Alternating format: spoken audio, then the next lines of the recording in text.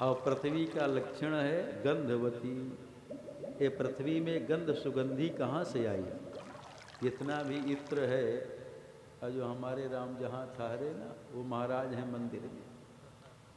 इत्र पंडित जी गए ही थे, अब पूरा इतना बड़ा इत्र का लाए, आए इतना छीटे कि चूने लगा, पूरा गीला गीला हो गए। हम मना करें कि भाई हो गया, अब तो सुगंधी आ गई है, लेकिन नहीं कहे महाराज, हम कहे कल के लिए बचाइए, कहे नहीं कल दूसरा आएगा। हम कहे चलो भाई। तो सुगंधी सब कहाँ से आई? पृथ्वी से आई। जितने भी ये सुगंधित पुष्प हैं, जूही है, चमेली है, गुलाब है, ये सब पृथ्वी में तो होते हैं। पृथ्वी में सुगंधी कहाँ से आई? जब भगवान बाराह अपने मुख में पृथ्वी को रखे, तो भगवान बाराह के मंगलमय सुगंधी पृथ्वी में समाहित हो गई, से पृथ्वी गंधवती हो गई। भगवान पृथ्वी को समुद्र में स्थापित करके कहते हैं, देखो हम तुम्हारे जैसे ग्राम सिंहों को खोज रहे हैं। सत्यम भयम्भो वन गोचरा मृगा युष्मन विधान मृगये ग्राम सिंह न मृत्यु पाशै प्रतिमुक्तस्य वीरा विकत्थनम तब ग्रहणन्त्य भद्र। हम तुम्हारे जैसे ग्राम सिंहों को खोज रहे हैं।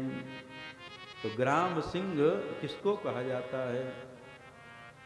गृहपाल और ग्राम सिंह कुत्ता को कहा जाता है। कि न कि कोई गांव में सिंह हो, ठाकुर हो, कहे ग्राम सिंह, न मानना भाई, नहीं तो कुत्ता को कहा जाता है।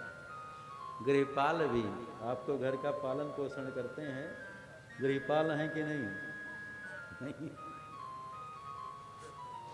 तो गृहपाल भी कुत्ता को कहा जाता है और ग्राम सिंह भी कहा जाता है। मानो भगवान व्यंग में कहते हैं, तुम्हारे जैसे कुत्तों को खोज रहे हैं। भगवान बाराह का युद्ध होता है हिरण्याक्ष के साथ में, भगवान उसको समाप्त कर देते हैं। बोले बाराह भगवान की जय। और पृथ्वी ब्रह्मा जी को दिए। महाराज मनु अपनी बेटी का विवाह करदम जी के साथ में, देवहूति का विवाह करदम जी के साथ में करते हैं। करदम जी ब्रह्मा जी की छाया से उत्पन्न हुए। ब्रह्मा जी करदम जी से कहते हैं, आप पहले तपस्या करो, इसके बाद फिर विवाह करो और प्रजा उत्पन्न करो। करदम जी सरस्वती नदी के किनारे जाकर के 10,000 वर्ष तपस्या करते हैं। पहले तपस्या में जीवन होना चाहिए, इसलिए पहले ब्रह्मचर्याश्रम होता है। ब्रह्मचर्य का मतलब क्या? 25 वर्ष तक साधन भजन करे, ब्रह्म में ही चरे, ब्रह्म में ही लगा रहे, वही ब्रह्मचारी है।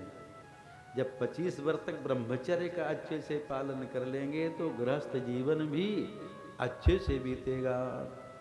अब फिर उसके बाद वानप्रस्थ होता है, फिर संन्यास होता है।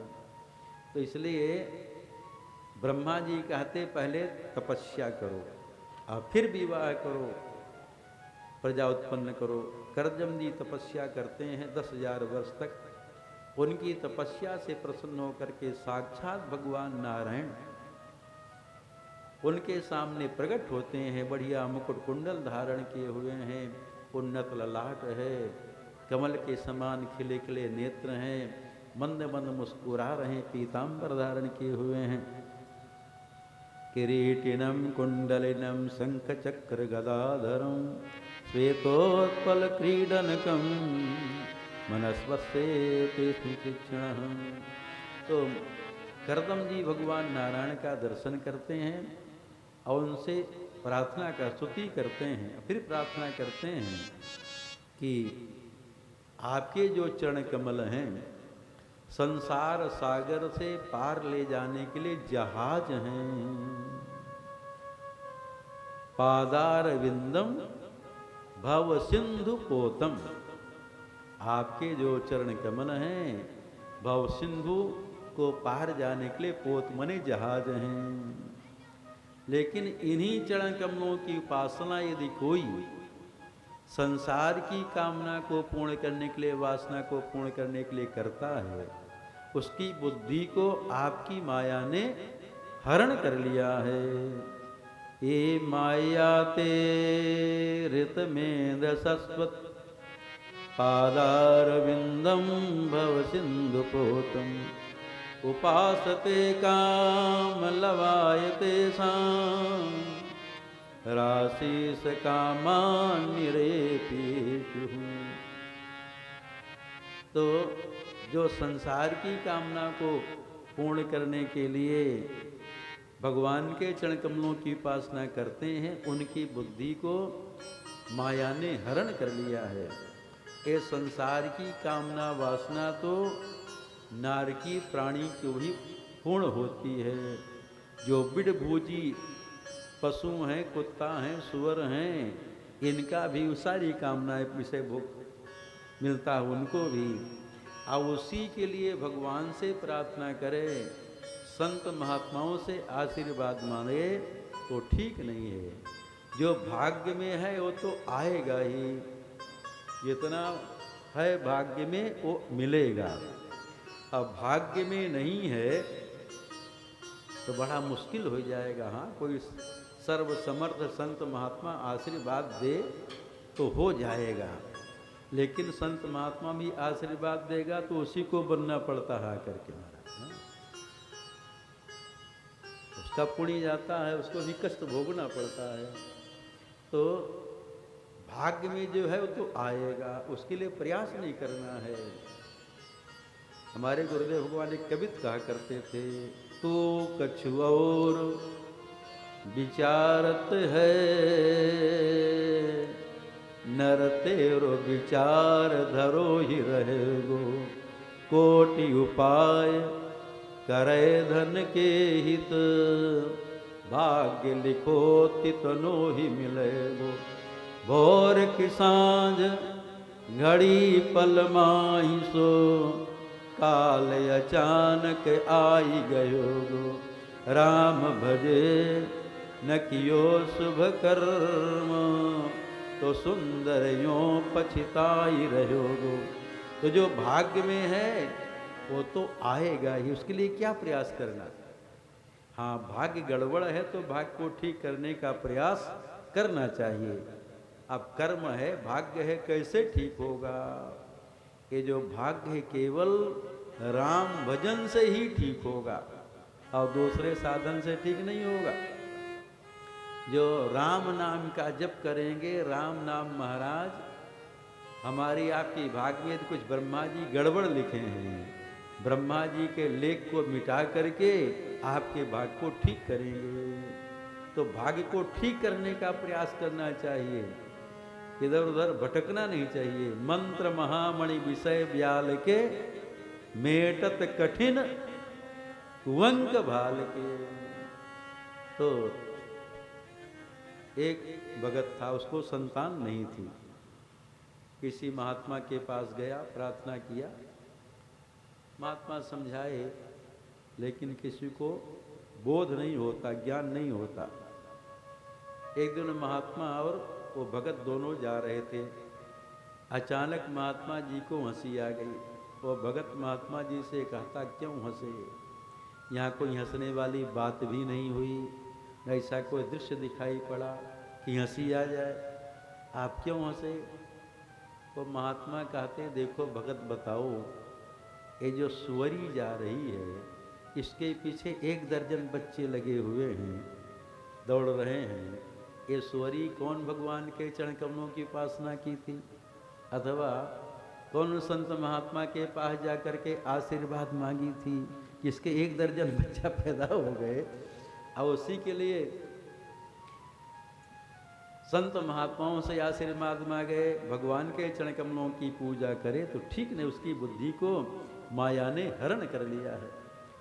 करदम जी प्रार्थना करते हैं कि मैं भी वो वैसी प्रकार से हूँ मैं सुंदर पत्नी चाहता हूँ। तथा सचाहम परिवोढुकाम समानशीला गृह में दधेनु।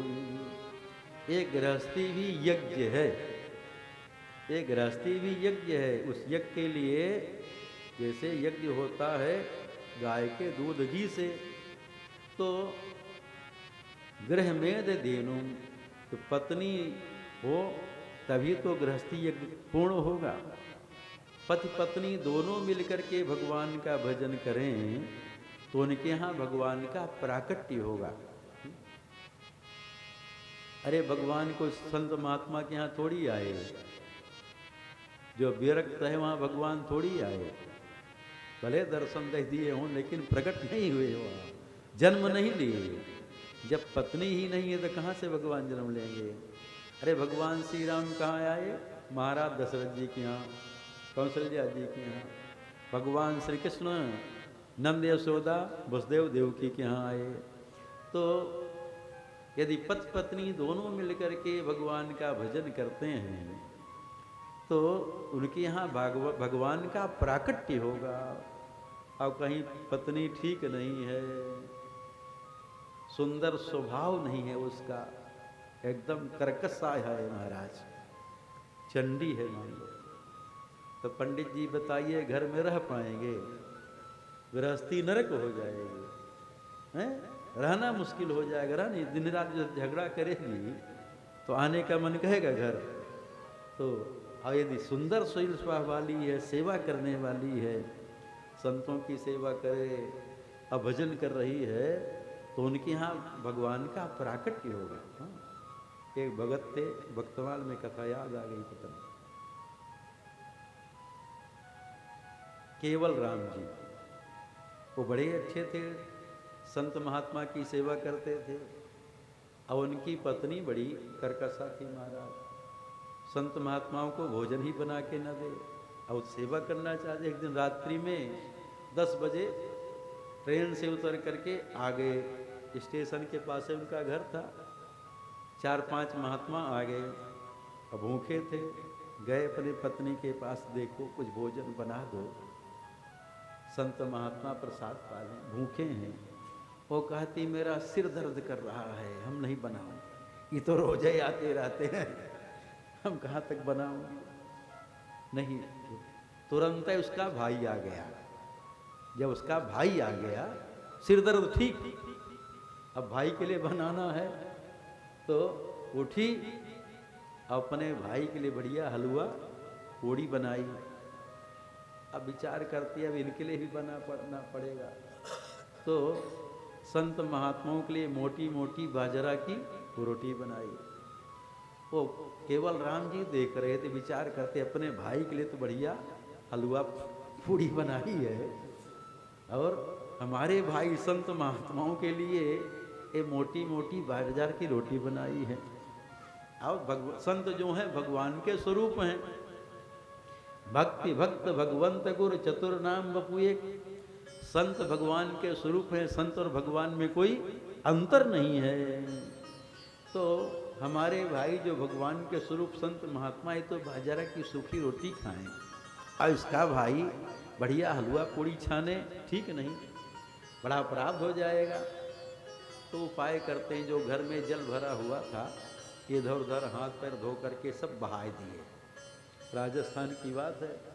और कहते हैं देखो जब भोजन तैयार हो गया, पानी नहीं, जाओ पानी भर करके लाओ।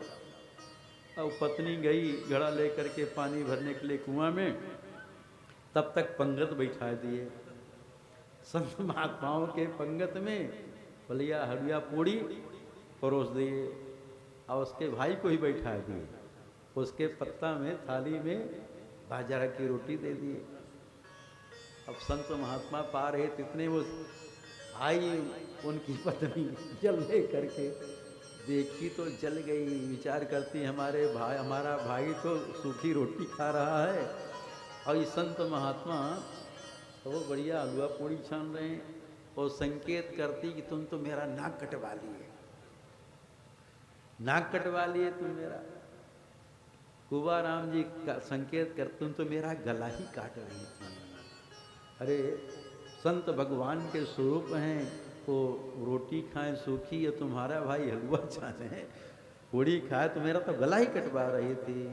तो जब पति पत्नी दोनों भक्त होंगे तो उनके यहाँ भगवान का प्राकट्य होता है महाराज। नहीं तो पति बहुत भक्त है, पत्नी ने भोजन बना के दे तो कैसे होगा, कैसे कर पाएंगे दोनों। अरे पूरे परिवार को भक्त होना चाहिए। संध्या समय अपना बैठ करके थोड़ा नाम संकीर्तन करें, कुछ रोज सत्संग भी होना चाहिए, घंटा आधा घंटा बैठ करके। अरे पढ़े लिखे सब हैं, कोई पढ़े भागवत पढ़े रामायण पढ़े, बैठ करके घर वाले सुने। तो जहाँ सत्संग होगा, नाम संकीर्तन होगा, वो परिवार हमेशा भक्त बना रहेगा और उनके यहाँ सुख हो और शांति रहेगी। से करदम जी प्रार्थना करते हैं कि मैं सुंदर शील स्वभाव वाली पत्नी चाहता हूँ। रूप से सुंदर नहीं, बहुत रूप से सुंदर हो स्वभाव सुंदर ना हो तो ठीक नहीं है। तो स्वभाव से सुंदर हो, भले रूप से उतना सुंदर ना हो, उसका भक्त हृदय हो। तो भगवान कहते करदम तुम्हारे मन की बात हमको पहले से पता है, मैं विधान बना दिया हूँ। परसों ही मनु शत्रुपा अपनी बेटी देवहूति को साथ में लेकर के आएंगे, उनके साथ में विवाह कर लेना। भगवान ऐसा कह करके अंतर ध्यान हो गए। मनु शत्रुपा अपनी बेटी देवहूति को साथ में लेकर के आए करदम जी के पास। करदम जी से प्रार्थना करते हैं, मेरी बेटी है, इसका नाम देवहूति है, आपके गुणों को सुनी तो आपके साथ विवाह करना चाहती है।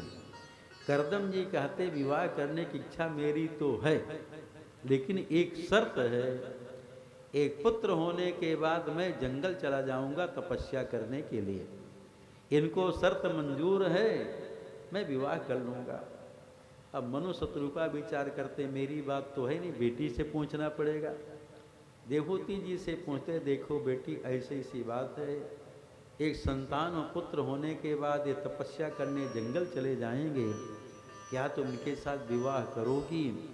देवहूति जी हाथ जोड़ करके प्रार्थना करते, पिताजी इतना परम तपस्वी महाभागवत तेजस्वी वैरागी पति यदि एक क्षण के लिए मुझको मिल रहा है, उसका संग मिल रहा है, तो मैं धन्य हो जाऊंगी, इनके साथ में विवाह करूंगी। मनु शत्रु अपनी बेटी देवहूति का विवाह करदम जी के साथ में कर दिए। विवाह होने के बाद करदम जी वो तो भजन करते ही थे। जहाँ माला लेकर के बैठे तो उनकी समाधि लग गई और बहुत लंबी चौड़ी समाधि लग गई। यहाँ उदाहरण देते हैं, जैसे भगवान शंकर समाधिस्थ थे तो सती जी उनके पास में थी, उसी प्रकार से जब करदम जी समाधिस्थ थे तो देवहूति जी उनके पास में हैं।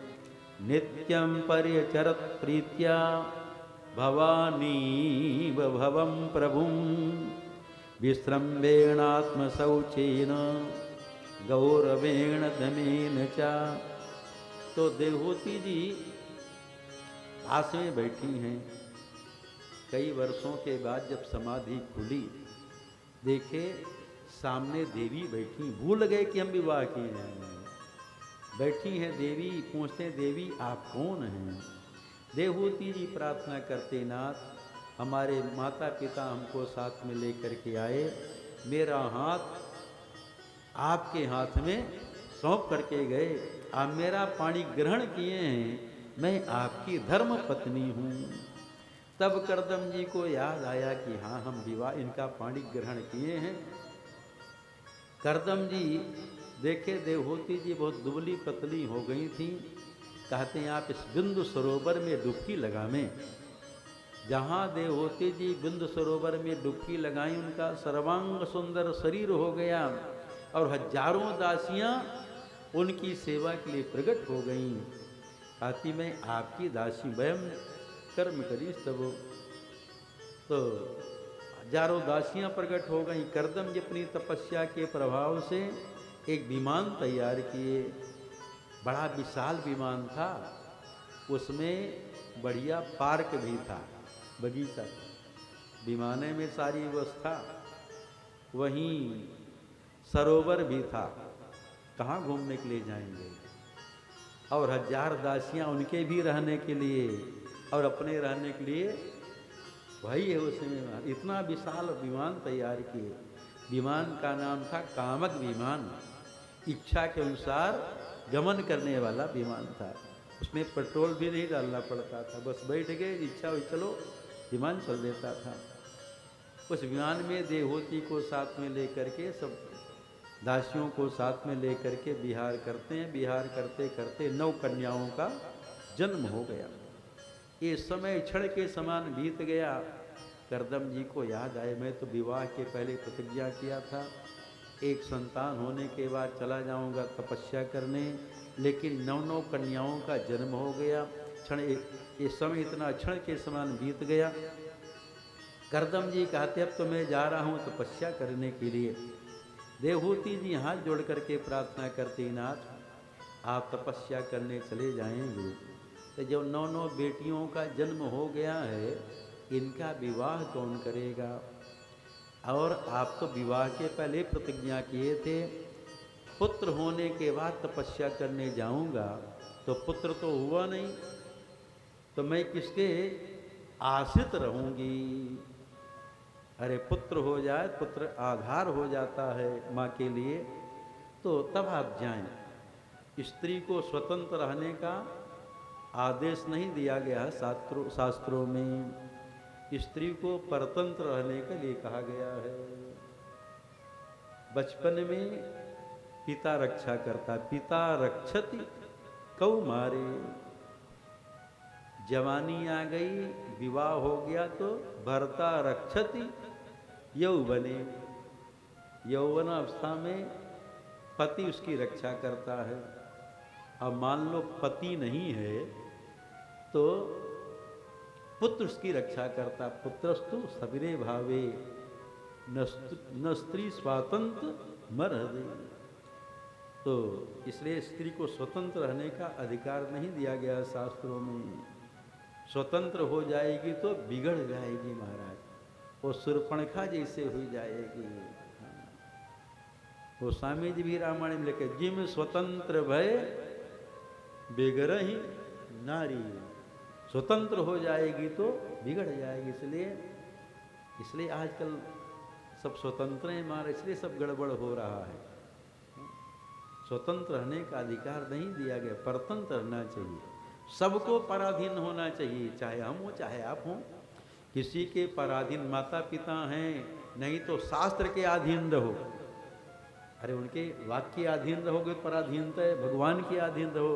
धर्म के पराधीन रहेंगे तो अधर्म नहीं करेंगे महाराज। आज अपने को एकदम स्वतंत्र मान लिया तो अधर्म करेगा, इधर उधर करेगा। से भगवान के पराधीन रहो, धर्म का भय हो तो पाप से हम बच जाएंगे। केवल स्त्री को स्वतंत्र नहीं, पुरुष को भी स्वतंत्र नहीं होना चाहिए। किसी का अंकुश ऊपर होना चाहिए, नहीं तो जब अपने को वही गड़बड़ करता जो समझता कि कोई नहीं है, इधर उधर अपने एकदम मनमुखी हो गया, स्वतंत्र हो गया। तो कोई भी स्वतंत्र होगा तो बिगड़ेगा, चाहे बेटा हो चाहे बेटी हो। इसलिए हाँ, अरे माता पिता के कंट्रोल में रहता तो पुत्र ठीक रहेगा। अब स्वतंत्र हो गया तो बिगड़ गया महाराज। तो देवहूति जी प्रार्थना करती, मैं किसके आधार पर रहूंगी, पुत्र तो हुआ नहीं। करदम जी रुक जाती। इस बार करदम देवहूति जी के यहाँ साक्षात भगवान का प्राकट्य होता है। बोले कपिल भगवान की जय, श्री कपिल भगवान की जय। देवहूति पुण्ता कुमारी, देवहूति पुण्ता सुकुमारी। जो मुनि करदम कै प्रिय नारी, जो मुनि करदम कै प्रिय नारी। जो मुनि करदम कै प्रिय नारी।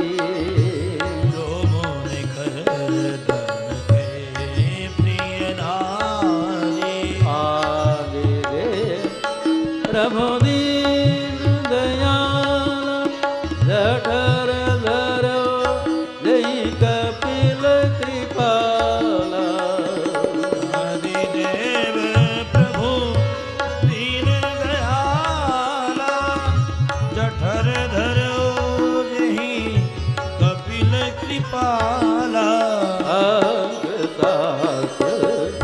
प्रगट बखाना सांख्य शास्त्र जिन प्रगट बखाना विचार पूर्ण भगवाना तत्व विचार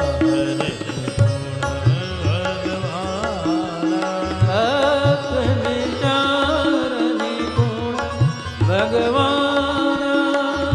तत्व विचार गुण भगवाना तत्व विचार गुण भगवान गुण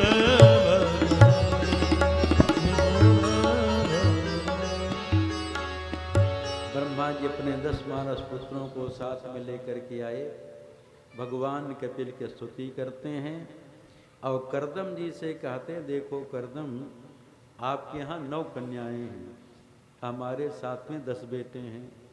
ब्रह्मा जी नारद जी का विवाह नहीं किए और जितने थे सबका विवाह कर दिए। नारद जी को साथ में लेकर के ब्रह्मा जी वापस आ गए।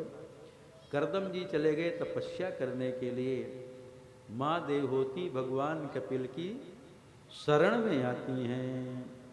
जो रामचरितमानस में गोस्वामी जी लिखे हैं, सांख्य शास्त्र जिन प्रगट बखाना तत्व विचार निपुण भगवाना। वो सांख्य शास्त्र यहाँ श्रीमद् भागवत महापुराण में है। जो भगवान कपिल देवहूति जी को उपदेश के, यही सांख्य शास्त्र है। देवहूति जी भगवान कपिल की शरण में आती हैं और प्रार्थना करती हैं कि बेटा, मैं बहुत परेशान हूँ।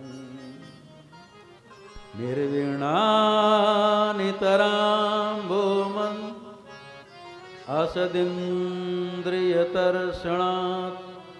येन संभाव्यमानेन प्रपन्नान्दं तम प्रभो।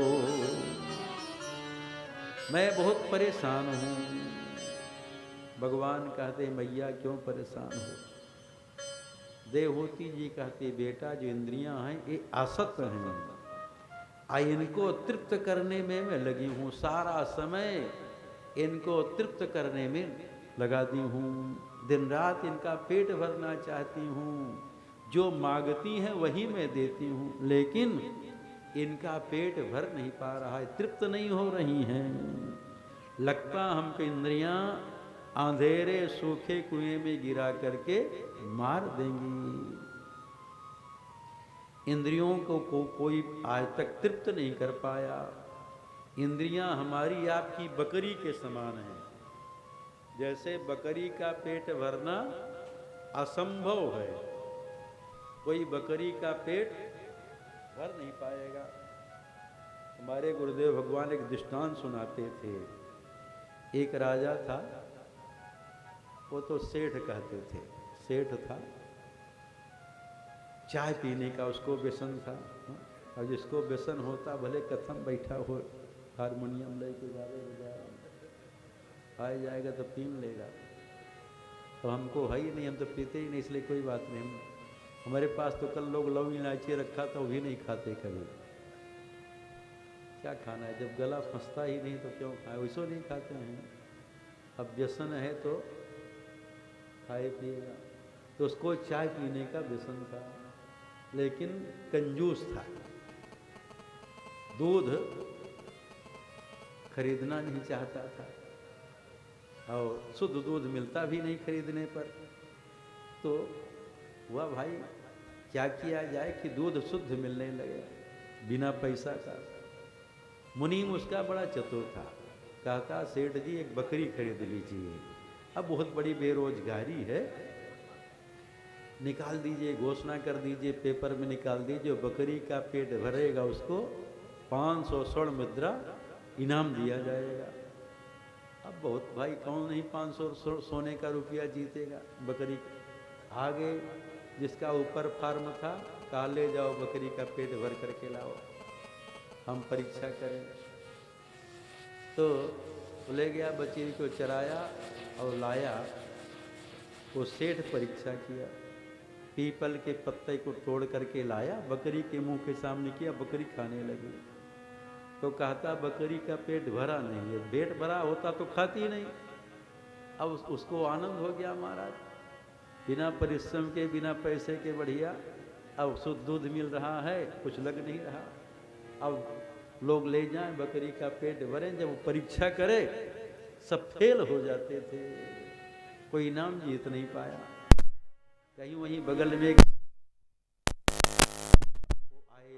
सेठ के पास, कहते आज मैं बकरी का पेट भरूंगा, इनाम जीतूंगा।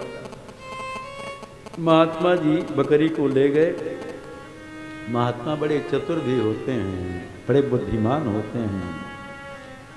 तो वो भी पीपल के पत्ते वाली डाली तोड़ लिए, अब बकरी के मुंह के सामने करे, जब बकरी पत्ता खाए महात्मा तुरंत डंडा मारे। जहां बकरी पत्ता खाए महात्मा जी डंडा मारे। अब वो डंडा लगते लगते बकरी समझ गई कि पत्ता खाई, तो फिर डंडा लगा। महात्मा जी वही परीक्षा फिर से कर लिए, दूसरा पत्ता तोड़ करके लाए, अब बकरी के मुंह के सामने किए, बकरी एकदम समझ गई थी, उधर मुंह घुमा दिया। बकरी के मुंह में सटाए तब भी नहीं खाई। हाँ, डंडा लग गया, समझ गई। महात्मा जी लाए सेठ के पास, अभ्यास बस पीपल का पत्ता तोड़ करके लाया, कोमल कोमल बकरी के मुंह के सामने किया, बकरी उधर मुंह घुमा लिया, बकरी नहीं खाई। सेठ देखा बकरी का मुंह एकदम फूल गया, सूज गया, और पेट एकदम बचका। कहता महात्मा जी आप इनाम तो जीत लिए, बकरी नहीं खाई, इसका मतलब इसका पेट भर गया, इनाम जीत लिए। लेकिन आप बताइए कैसे बकरी का पेट भरे? तो हंसने की बात नहीं, हमारे आपके पास में कई बकरियां हैं, जो ज्ञानेंद्रियां हैं, कर्मेंद्रियां हैं, मन है, ये सब बकरी के समान तो ही हैं। जब एक बकरी का पेट भरना असंभव है, तो हम लोग 11-11 बकरी का पेट कैसे भर पाएंगे? जितना आप इनको विषय भोग देंगे, इंद्रियां जो कहेंगी आप देते रहोगे, इनके पराधीन रहना पड़ेगा। तो महात्मा जी जैसे करते थे, बकरी के मुंह में डंडा मारते थे ना, इन इंद्रियों में ये डंडा बाहर वाला नहीं, त्याग का डंडा मारिए, वैराग का डंडा मारिए, इंद्रियों को समझाएं कि संसार में कुछ भी सत्य नहीं है। अरे स्वाद कोई वस्तु है, बड़ी स्वादिष्ट है, कि जब जीभ में रखे तभी तक स्वाद का अनुभव, जब गले के नीचे उतरा तो कुछ नहीं, उसी स्वाद के बस में होकर के इधर उधर लोग खाता है। तो इंद्रियां असत हैं, इनमें त्याग का डंडा मारो, वैराग का डंडा मारो, और समझाओ संसार में कुछ भी सत्य नहीं है। संसार में सत्य है तो केवल भगवान का भजन सत्य है। उमा कहूँ मैं अनुभव अपना, सत हरि भजन जगत सब सपना। इनमें त्याग का डंडा मारो और वैराग की दृष्टि से संसार को देखें, तब इंद्रियां बस में होंगी। इंद्रियां जाती हैं तो उनके साथ में बुद्धि को मत ले जाओ। ये शरीर की स्वामिनी इंद्रियां नहीं हैं, मन भी स्वामी नहीं है, शरीर के स्वामी तो भगवान हैं। जब तक भगवान इसके अंदर में है तब तक शरीर बोलता है, चलेगा, फिर एक सब कुछ करेगा। अब भगवान निकल जाए तो शरीर तो है, आँख भी है, कान भी है, जीभ भी है, सब कुछ कर पाएगा, उनमें कुछ भी शक्ति नहीं। भगवान की शक्ति से चैतन्य है। तो इस शरीर के स्वामी भगवान हैं। शरीर तो रथ है, और रथ में रथी बन करके भगवान विराज, जैसे अर्जुन का रथ है, और रथ में रथी भी बैठता है, सारथी होता है, और घोड़े होते हैं। तो शरीर तो मान लीजिए रथ है, अर्जुन रथी बन करके बैठे हैं, और भगवान श्री कृष्ण उनके सारथी बन करके बैठे हैं। तो शरीर रथ है। आत्मानम रथिनम विद्धि शरीराणि रथमेव च। ये शरीर रथ है, इसमें भगवान रथी बन करके बैठे हुए हैं। आत्मानम रथिनम विद्धि शरीराणि रथ में वचा। और जो इंद्रियां हैं वो घोड़े हैं और मन लगाम है।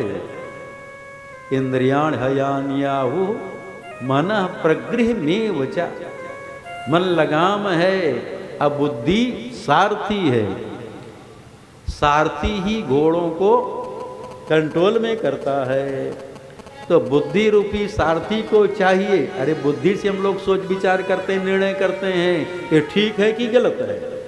मन तो जाता है। देखो इंद्री देखेगी, मन में आएगा बात, अब बुद्धि उसका निर्णय करता है कि ठीक है कि गलत।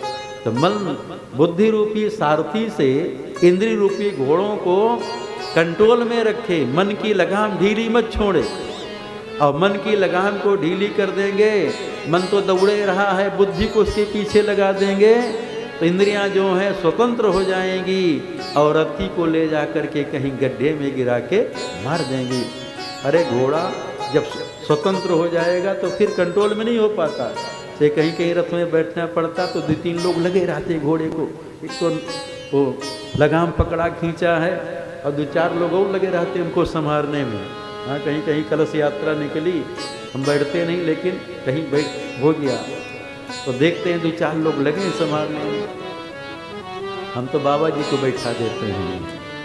कभी कहीं था तो बाबा जी बैठे थे, हमारे राम जाते नहीं बैठते नहीं। तो उनको संभाल करके कंट्रोल में रखें मन रूपी लगाम से।